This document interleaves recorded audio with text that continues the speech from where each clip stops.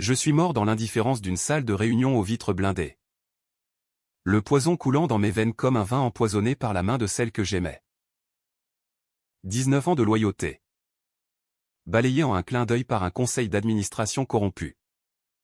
Et mon empire, notre empire rebaptisé à son nom avant même que mon corps ne refroidisse. Mais la mort n'est pas une fin, c'est une porte. Et j'en ai franchi le seuil pour revenir. Chair et os. Dans le passé. Prêt à arracher chaque fil de cette toile d'araignée qu'elle a tissée autour de moi. SS1. Paris. Cette ville des lumières qui cache tant d'ombres. M'avait vu naître 2 fois. La première? En 1985. Dans le ventre d'une sage-femme anonyme du 18e arrondissement. Au milieu des fumées de cigarettes et des rires forcés d'un hôpital surchargé. La seconde. Ce matin-là. En 2006. Quand mes yeux s'ouvrirent sur le plafond craquelé de mon ancien appartement rue de Rivoli. J'avais 30 ans à nouveau. Le cœur battant à tout rompre. Les mains tremblantes sur le drap usé. Le miroir de la salle de bain me renvoya un reflet que je connaissais par cœur, cheveux noirs encore sans gris. Barbe naissante. Yeux verts hérités d'un père que je n'avais jamais connu. Mais dans ses yeux, il y avait maintenant la folie d'un homme qui avait vu sa propre tombe. Je me souviens de la mort comme d'un film en accéléré. Projeté dans l'obscurité absolue. C'était le 15 juin 2025. Dans les bureaux de Lumière Holdings. L'empire que j'avais bâti de mes mains nues. Isabelle. Ma femme. Ma partenaire. Mon bourreau. Elle m'avait convoqué pour un déjeuner d'affaires dans la salle du conseil. Avec vue sur la tour Eiffel scintillant au crépuscule. Le vin rouge. Un château Margaux 1990. Avait un arrière-goût métallique que j'avais mis sur le compte de la fatigue. Puis. La nausée. Les convulsions. Et ses yeux bleus comme la Seine en hiver fixés sur moi sans une once de remords. C'est fini? Alexandre, avait-elle murmuré tandis que je m'effondrais. Le monde se brouillant en un tourbillon de chiffres et de trahisons. 19 ans. J'avais commencé comme stagiaire. Un gamin de banlieue avec un diplôme de l'ESSEC froissé dans la poche. Et j'avais gravi les échelons jusqu'à CEO. Lumière était mon enfant, une holding immobilière qui avait transformé les friches industrielles de Belleville en loft de luxe. Les berges de la Marne en complexe high-tech. Et elle? Isabelle de Montfort? Issue d'une lignée de nobles appauvris. Était entrée dans ma vie comme une tornade en 2008. Lors d'une soirée networking au Fouquet's. Intelligente? Ambitieuse. Avec un sourire qui désarmait les investisseurs les plus cyniques. Nous nous étions mariés en 2012. Sous les arches de Notre-Dame. Et ensemble. Nous avions multiplié le chiffre d'affaires par 10. Mais derrière le vernis, il y avait les secrets. Les premiers signes de fissure, ces absences prolongées à Genève. Soi-disant pour des négociations avec des fonds suisses. Les appels chuchotés au milieu de la nuit.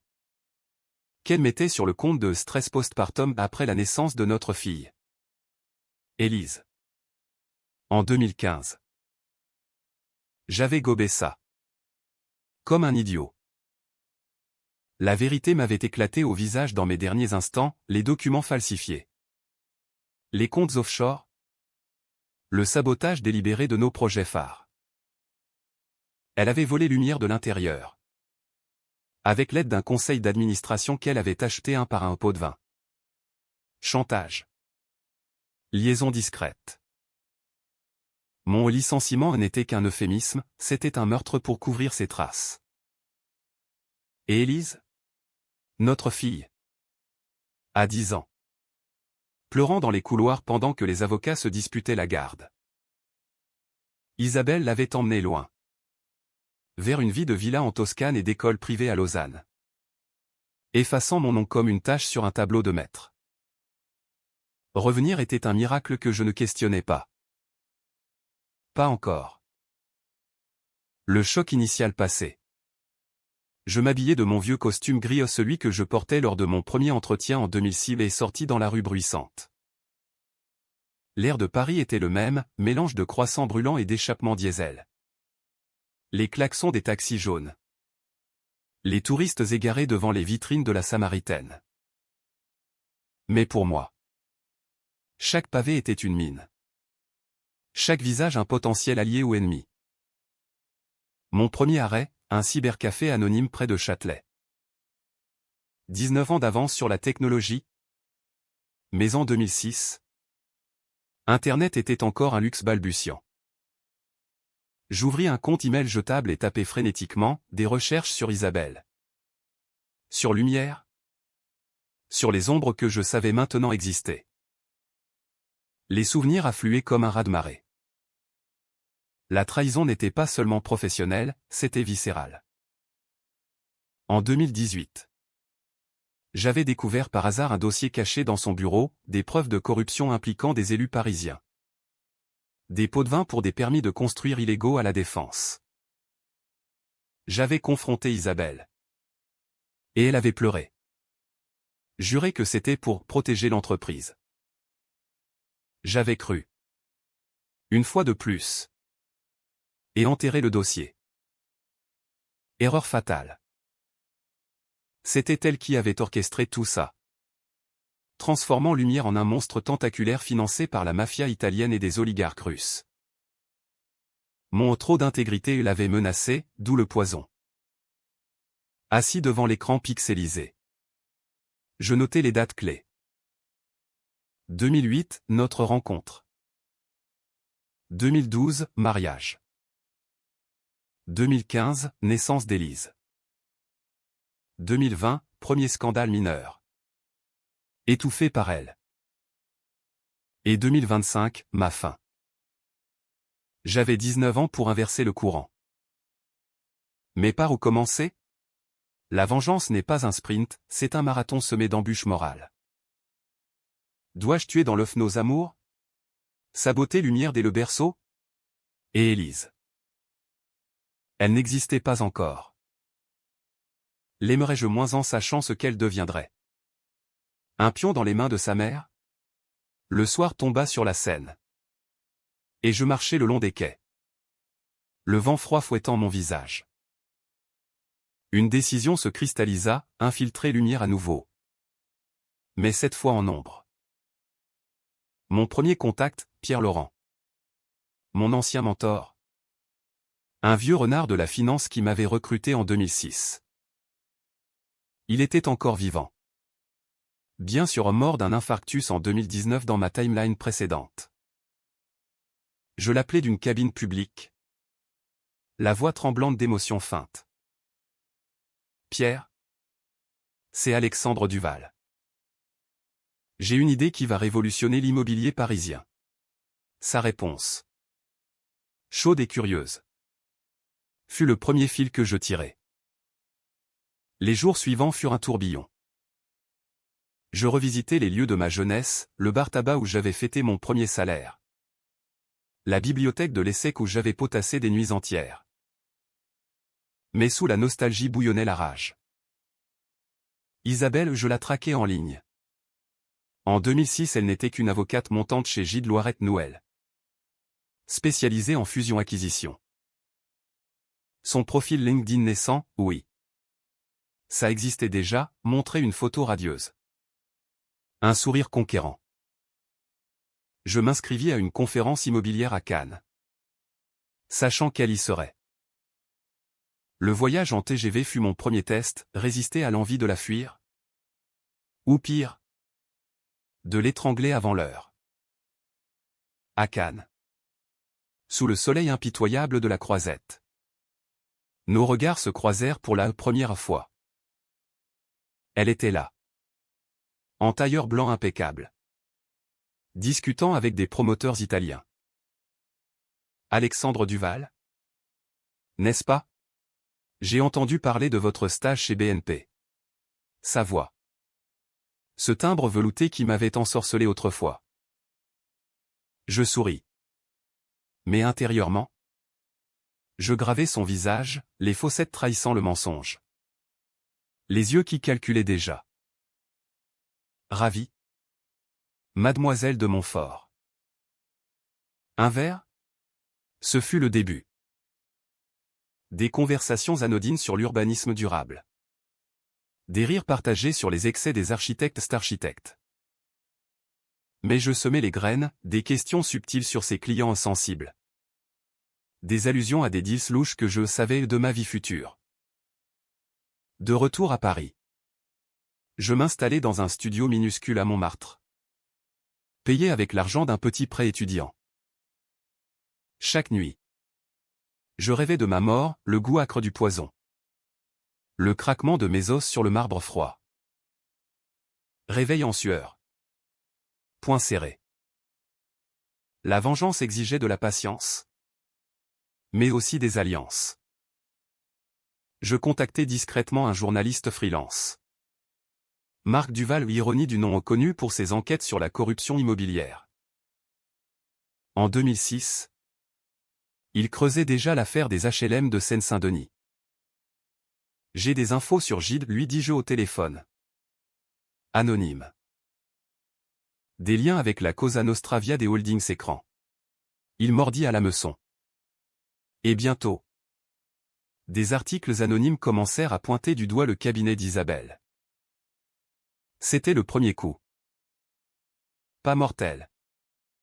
Mais douloureux. Elle m'en parla lors de notre deuxième rendez-vous, un dîner autour d'argent. C'est infernal. Ses fuites. Comme si quelqu'un me voulait du mal. Ses yeux implorants. Sa main sur la mienne. Je serrai. Imaginant déjà ses doigts autour de ma gorge. La concurrence est féroce. Isabelle. Mais on s'en sortira. Le mot me brûlait. Les mois passèrent en un balai de duplicité. Je grimpais chez Lumière plus vite que dans ma vie précédente. Grâce à des idées volées au futur, des concepts de Smart Cities. Des partenariats avec des startups tech avant l'heure. Pierre me promut assistant VP en un an. Isabelle, de son côté, intégra le conseil comme consultante externe en 2007. Nos chemins se croisaient de plus en plus. Et je la laissais m'approcher. Comme un appât sur un hameçon. Mais intérieurement, je documentais tout, enregistrement caché de ses appels. Photos de ses rendez-vous suspects à l'hôtel Lutetia avec des hommes en costume sombre. Puis vint le premier twist moral. En fouillant son bureau lors d'une visite surprise. Je trouvai une lettre, une confession à demi-mot sur un avortement secret en 2005. Avant notre rencontre. Pas le mien à un amant précédent. Un politicien véreux. Ça expliquait sa froideur sous-jacente. Sa soif de pouvoir comme armure. Devais-je l'utiliser? La détruire? La pitié effleura mon cœur à un vestige de l'amour passé. Non. Je la photocopiai. La rangeai pour plus tard. La vengeance n'épargne personne. À la fin de cette première année revenue, Lumière valait déjà le double de ma timeline originale. Mais les ombres s'allongeaient. Isabelle me demanda en mariage lors d'un week-end à Deauville. Sous la pluie normande. Alexandre, construisons un empire ensemble. Je dis oui. Le sourire aux lèvres. Le couteau dans la manche. Élise naîtrait bientôt. Et avec elle, le piège se refermerait. Le mariage fut une farce somptueuse. Célébré en 2012 dans le château de Versailles loué pour l'occasion, ironie suprême. Puisque c'était là que Louis XIV avait ourdi ses propres trahisons royales. Isabelle rayonnait en robe Dior blanche. Ses cheveux relevés en chignon impeccable. Un diadème d'héritage familial scintillant sous les lustres. Moi. En smoking Armani. Je serrais des mains de VIP, mère de banlieue. Banquier de la City. Même un ministre du logement aux lèvres pincées. À l'avenir de lumière, trinquait-il. Ignorant que l'avenir que je voyais était taché de sang. Élise arriva 2 ans plus tard. En 2015. Un hurlement strident dans la clinique privée du 16e arrondissement. Je tins sa main minuscule. Ses yeux, mes yeux verts me fixant avec une innocence qui me transperça. Comment haïr une mère pour ce qu'elle ferait à sa fille? La question me hantait lors des nuits blanches. Biberon en main. Tandis qu'Isabelle ronflait paisiblement à côté. Les années 2010 furent un crescendo de succès et de pourriture. Lumière explosa, acquisition à Bagnolet. Tours écolo à Nanterre. Partenariat avec des géants chinois pour des data centers en banlieue. Je signais les chèques. Mais Isabelle tirait les ficelles dans l'ombre. Grâce à mes connaissances futures, j'anticipais les crises, la bulle immobilière de 2012. Évité par une diversification précoce en logistique verte, le scandale des Panama Papers en 2016. Que je désamorçais en blanchissant au nom. En restructurant nos holdings offshore avant l'heure. Elle me regardait avec admiration feinte, « Tu es un génie. Alex. » Mais je voyais le calcul derrière, elle stockait chaque idée comme munition pour plus tard. Le premier vrai coup de semonce vint en 2017. Marc Duval, mon journaliste fantôme, publia un dossier explosif dans le Canard enchaîné, les ombres de Gilles Loirette quand l'avocature parisienne flirte avec la mafia. Isabelle était citée anonymement. Mais les flèches pointaient droit vers elle. Son cabinet la suspendit 6 mois, elle rentra à la maison en larmes. Élise dans les bras. C'est toi qui as fait ça? Sa voix. Un mélange de peur et de rage. Je jouais l'innocent, comment? J'ai lu l'article. C'est dingue. Mais cette nuit-là. Elle fouilla mon ordinateur, je l'avais prévu. Laissant des fausses pistes menant à un rival chez Bouygues. La paranoïa s'installa. Elle engagea un détective privé. Un ex-flic nommé Roux. Pour me surveiller. Je le semais facilement. Connaissant ses méthodes des années futures. C'est alors que je commettais ma première décision controversée. Pour la protéger ou pour la tester? Je sabotais un deal mineur de lumière avec un promoteur italien suspect. Résultat, perte de 2 millions d'euros. Et un conseil d'administration furieux. Pierre Laurent me convoqua, Alex. Qu'est-ce qui te prend? Tu cours à la faillite. Je souris, c'était sale. Pierre. Mieux vaut perdre de l'argent que l'âme. Il hocha la tête. Impressionné. Mais intérieurement, c'était pour Isabelle, en la sauvant du scandale. Je la rendais dépendante. Elle me remercia d'un baiser passionné. Ignorant que j'avais copié ses emails incriminants pendant ce temps. Élise grandissait. Une tornade de boucles brunes et de questions incessantes. Papa. Pourquoi maman crie au téléphone? Je l'emmenais au Luxembourg. Lui racontant des histoires de révolutionnaires français Robespierre. Marat déguisé en conte. Les méchants finissent toujours par payer, disais-je. La serrant contre moi. Mais la culpabilité rongeait. Était-ce juste de la priver d'une mère aimante? Non. Isabelle l'aimait. À sa façon tordue. Elle l'habillait en petite robe Chanel. L'inscrivait à des cours de piano chez un maître de la Schola Cantorum. Mais sous ça. Les manipulations, ton père est trop idéaliste. Ma chérie. Un jour, tu verras. En 2019. La tension monta d'un cran. Un whistleblower anonyme moi. Via un VPN précoce envoya aux autorités fiscales des preuves de détournement chez Lumière. Pas assez pour couler le bateau. Mais suffisant pour une perquisition surprise au siège. Place Vendôme. Isabelle paniqua. Me confia ses secrets, un coffre-fort à la Banque de France contenant des disques durs avec des contrats mafieux. Brûle-les si je tombe, supplia-t-elle. Je le fis partiellement. J'en copiai tout, les stockant sur un cloud futuriste que j'accédais via des astuces de 2025. Le raid tourna au fiasco pour les flics, preuve disparue. Mais Isabelle me suspecta. Nos dîners devinrent des champs de mine. Tu changes, Alex. Tu n'es plus l'homme que j'ai épousé. Vrai. J'étais un fantôme vengeur dans la peau d'un mari. La décision qui me hanta fut celle de 2020. La pandémie, je la vis venir des mois à l'avance. Grâce à mes souvenirs. Au lieu de spéculer sur les masques comme les vautours, je convertis Lumière en fonds pour loger les SDF parisiens. Un geste philanthropique qui fit la une de Le Monde. Isabelle hurla, tu ruines tout. On aurait pu doubler nos actifs. Je la giflai la première fois. Son choc. Mes regrets immédiats. C'est pour Élise, murmurai-je. Un monde meilleur. Mais c'était un mensonge. C'était pour la discréditer aux yeux des investisseurs. La peindre en rapace sans cœur. Le public l'adora. Moi le héros.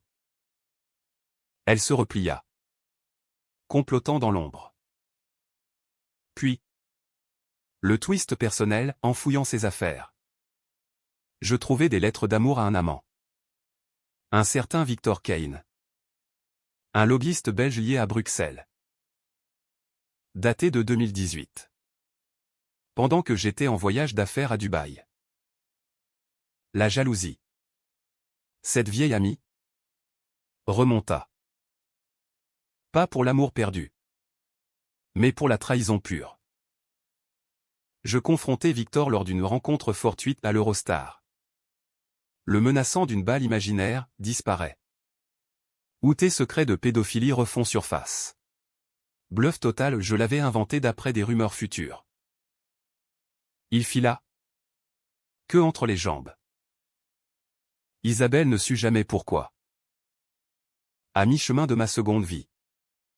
Lumière frôlait les 500 millions d'euros. Mais les fissures étaient là. Élise.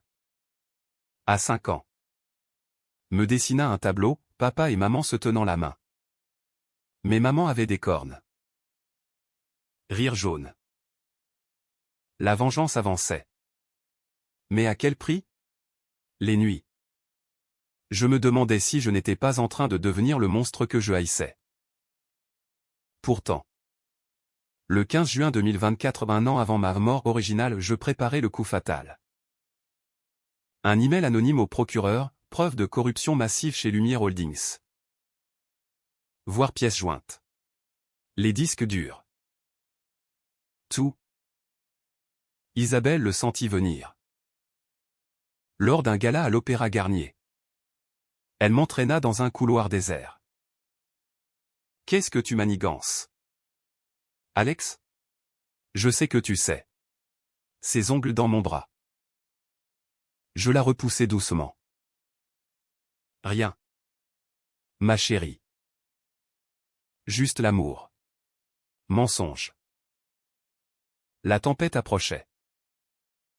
L'année 2024 fut celle du basculement. Un maelstrom de procès. De nuits sans sommeil et de dilemmes qui me rongeaient l'âme comme un acide lent. Le procureur. Un certain Émile Blanchard, un nom que je me rappelais des journaux posthumes, lança l'enquête officielle le 1er janvier. Pile au moment où Paris se réveillait d'une Saint-Sylvestre enneigée. Les flics débarquèrent au siège de Lumière. Rue Lafayette. Avec des mandats claquants comme des coups de feu. Isabelle était en réunion avec des investisseurs qataris quand ils l'embarquèrent. Menottes au poignet. Son tailleur Chanel froissé comme sa réputation. C'est une erreur, hurla-t-elle au flash des paparazzi. Moi. Je restais en retrait. Feignant le choc devant les caméras de BFM. Nous coopérons pleinement, déclarai-je. La voix brisée pour les faits. Intérieurement, c'était l'extase, le premier effondrement de sa tour d'ivoire. Élise. 7 ans maintenant. Ne comprit pas tout de suite. Maman va où? Papa, demanda-t-elle. Serrant son ours en peluche lors du dîner solitaire. Je l'emmenais chez ma sœur à Lyon pour les vacances. Mais c'était pour la protéger des médias voraces. Maman a fait des bêtises au travail. Mais elle reviendra. Mensonge pieux. Les preuves que j'avais plantées étaient accablantes, transfert vers des comptes cypriotes. Email codé avec Victor Kane. Même des enregistrements audio où elle riait d'un cadeau de 5 millions pour un permis truqué à Ivry-sur-Seine. Le twist? J'avais ajouté une couche, des faux indiquant que j'étais au courant. Pour me positionner en témoin clé repentant. Décision controversée. Oui, risquer ma propre peau pour la faire couler plus profond. Mais la vengeance exige des sacrifices. Le procès s'ouvrit en mars à la 13e chambre correctionnelle du palais de justice. Un théâtre de marbre froid où les échos des scandales passaient au Balkany. Cahuzac hantait encore les couloirs. Isabelle? En tailleur noir austère. Plaida l'innocence, cadre familial stressant. Erreurs administratives. Son avocat. Un requin de chez Darois-Villy. Tenta de retourner la vapeur en pointant mes ambitions démesurées. Moi. Appelé à la barre comme témoin. Je jouais la carte du mari trompé. J'ignorais tout jusqu'au bout, jurai-je. La voix chevrotante. Pour notre fille. Les jurés des Parisiens ordinaires. Fonctionnaires et artisans hochèrent la tête. Mais le vrai coup de poignard fut mon témoignage secret au juge, des détails sur ces liens mafieux. Tiré de mes visions futures. Elle écopa de 5 ans ferme. Plus dit d'interdiction de gérer une entreprise. Lumière fut placée sous administration judiciaire. Et moi. Promu CEO intérimaire par Pierre Laurent. Mourant mais encore lucide. La liberté d'Isabelle fut un poison sucré. Libérée sous bracelet électronique en 2022 pour bonne conduite l'ironie. Vu ses connexions. Elle revint à la charge. Notre divorce fut un cirque, avocats se renvoyant la balle sur la garde d'Élise. Bien à se disputer comme des charognards. Elle me supplia lors d'une médiation au tribunal, Alex. Pour Élise. Laisse-moi une chance. Ses yeux. Rougis par les larmes vraies. Cette fois, je refusai la garde partagée. Arguant de son instabilité. Décision monstrueuse, priver une mère de sa fille. Mais Élise pleurait moins avec moi. Dans notre appartement rénové de Passy. Loin des intrigues. Pourtant, la revanche avait un goût amer. En 2023. Un scandale éclata, des rumeurs sur mes méthodes. Roux. Le détective qu'elle avait engagé jadis. Avait fouiné et trouvé des traces de mes sabotages. Un article dans Marianne, Alexandre Duval. Le sauveur ou le marionnettiste? Je niais. Mais le doute s'insinua. Pierre me convoqua, gamin. Si tu joues double jeu. Je le rassurai. Mais intérieurement, je paniquais. C'était le moment du twist, Isabelle. Depuis sa villa locative à Neuilly. Contacta un hacker russe via Victor. Ressurgit des cendres pour pirater mes comptes. Ils découvrirent mes notes, un journal crypté sur un vieux laptop. Où j'avais consigné mes visions de 2025. Trincine. Folie marmonnai-je en le lisant. Mais pour elle. C'était de la paranoïa calculée. La confrontation finale approchait. Le 1er juin 2025 aux 2 semaines avant ma mort originale. Elle m'invita à une réconciliation au restaurant de l'hôtel de Crillon. Élise était là. 9 ans. En robe blanche. Ignorant le piège. Papa. Maman dit qu'on va être une famille à nouveau. Mon cœur se serra. Isabelle, élégante en rouge, glissa une flûte de champagne, à nous. Je bus au pas du poison. Cette fois. Mes insomnifères légers. Assez pour me réveiller menotté dans une chambre d'hôtel adjacente. Avec un faux suicide en scène, lettre signée de ma main.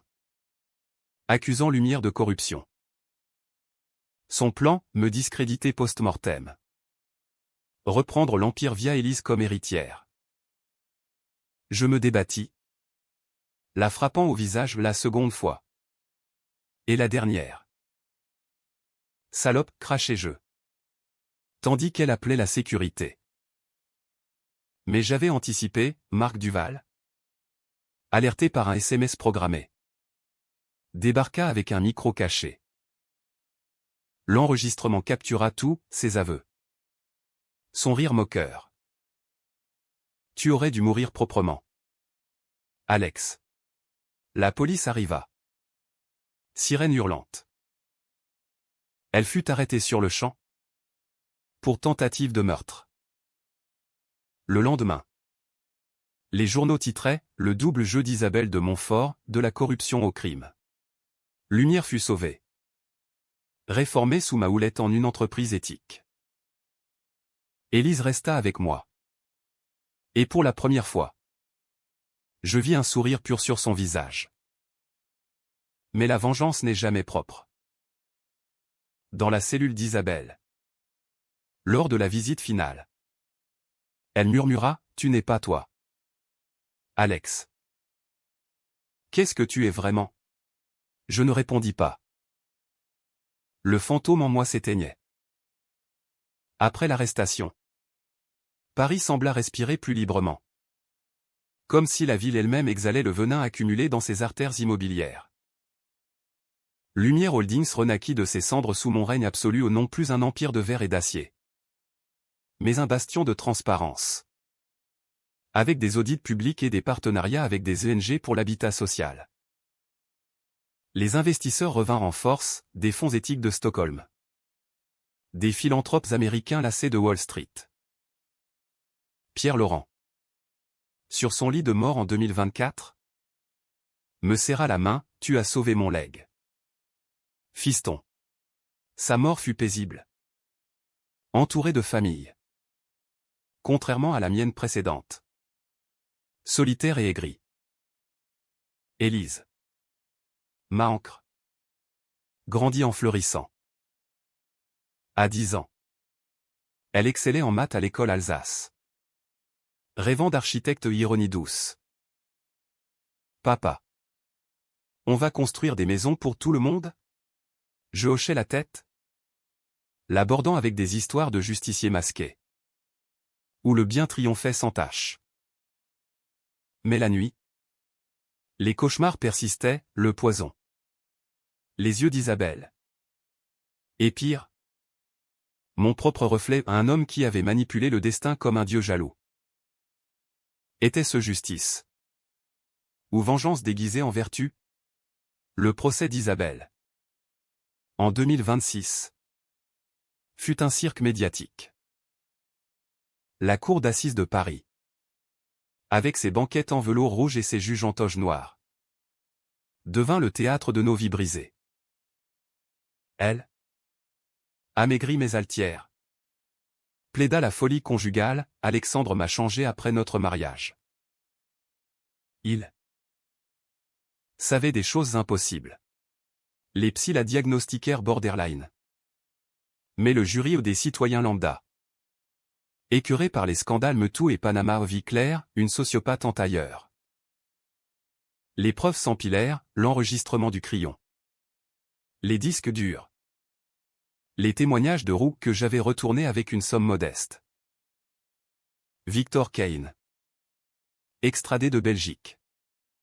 Craqua sous la pression, elle m'a payé pour le silence. 20 ans de réclusion. Incompressible. Lors du verdict, elle me fixa. Sans larmes, tu as gagné. Mais à quel prix? Mon amour? Le prix? Je le payais en solitude. Les amis d'autrefois ou ceux que j'avais perdus dans ma première vie me fuyaient maintenant. Murmurant trop clean. Trop parfait. Marc Duval devint un allié fidèle, nous coécrivîmes un livre. Ombre sur la Seine. Best-seller qui exposa les dessous de l'immobilier français. Mais la célébrité attira les ombres, menaces anonymes. Voiture qui me suivait rue du Faubourg Saint-Honoré. Un soir de 2027. Une bombe artisanale explosa sous ma Mercedes ratée. Mais Élise fut traumatisée. Dormant avec moi pendant des mois. C'est là que vint la décision la plus controversée, infiltrer le réseau mafieux qu'Isabelle avait le Gassier. Via des contacts de Marc. Je remontais à la source, un clan calabrais opérant depuis Marseille. Finançant des tours illégales à Vitrolles. Au lieu d'alerter les flics trop lents. Corrompus. Je montais une opération privée. Avec un ex-mercenaire namibien nommé Jonas. Recruté dans un bar de Pigalle. Nous tendîmes une embuscade lors d'un transfert d'argent à la frontière italienne. Fusillade sous la lune méditerranéenne. Sac de billets saisis. Aveux arrachés. J'y laissais une cicatrice au bras. Et mon innocence restante. C'est de la justice vigilante, justifié jeu à Jonas. Il rit, c'est de la vengeance. Monsieur Duval. Vrai. Les fonds volés allèrent à des associations pour les victimes de corruption à un pansement sur une plaie ouverte. Élise. Sentant mes tourments. Me confronta un soir d'automne 2028. Sous les feuilles rousses du parc Monceau. Papa. Tu fais des rêves bizarres. Tu parles de revenir, point. Je gelais. Avais-je marmonné dans mon sommeil? C'est rien. Ma puce. Juste des histoires. Mais le doute s'installa. Était-ce la fin du cycle? Ma seconde vie touchait elle à sa fin. Comme une boucle bouclée. Le twist final surgit de l'imprévu. En 2029. Un an avant la date fatidique de ma mort originale. Je reçus une lettre d'Isabelle de la prison de Fleury-Mérogis. Pas une supplique. Mais une révélation, Alex. Si tu lis ça. C'est que tu as su. Je t'ai empoisonné en 2025 parce que tu étais déjà mort en 2006. Un accident de voiture. Que j'ai couvert pour t'enterrer avec dignité. Mais tu es revenu.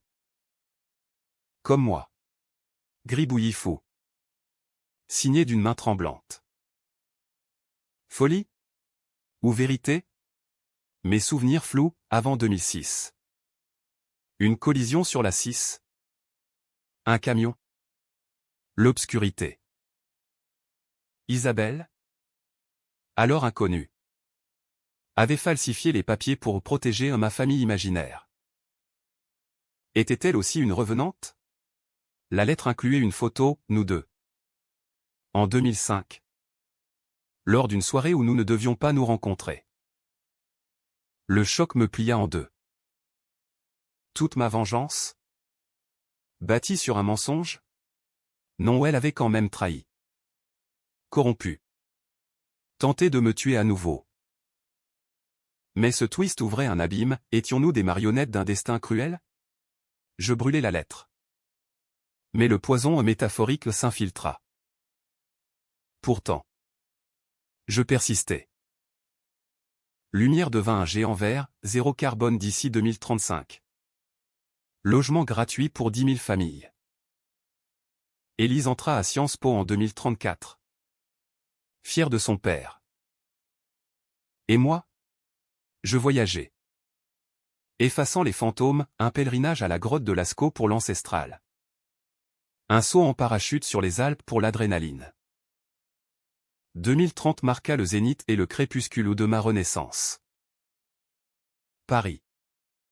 Ville olympique cette année-là. Bruissé d'énergie, stade neuf à Saint-Denis. Vélib électrique partout. La scène nettoyée pour la natation. Lumière sponsorisa les Jeux. Mon logo flottant sur l'arc de triomphe comme une revanche symbolique. Isabelle, pourrissant à Fleury, apprit la nouvelle via un journal de prison. Elle m'écrivit à nouveau, félicitations. Spectre. Mais souviens-toi, la vengeance est un cercle. Tu me tues. Tu te tues. Je ne répondis pas. Au lieu de ça, je visitais sa cellule. Séparée par une vitre crasseuse. Pourquoi, demandai-je simplement. Elle sourit. Édentée par les ans, parce que je t'aimais trop. Et la haine suit l'amour. Mensonge ou vérité? Je partis sans un mot. Mais emportant son secret, elle aussi avait revécu. Hantée par notre première mort mutuelle en 2006. La fin arriva subtilement. Comme un vin qui titre. En 2035. Lors d'une conférence à Davos Ironie. Le lieu de tant de deals sales. Je sentis le vertige. Pas un poison. Mais l'usure, cœur fatigué par les mensonges. Nuit blanche à rejouer les scénarios. Élise. Diplômée. Me prit à part, papa. Arrête. Vis pour nous. Pas contre elle. Elle avait raison. Je démissionnai de Lumière. Nommant un conseil indépendant. Et m'effacer dans une retraite provençale. Une masse près d'Aix. Avec vue sur les vignes. Les dernières années furent un apaisement controversé.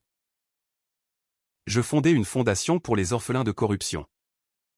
Utilisant les millions saisis pour éduquer. Guérir.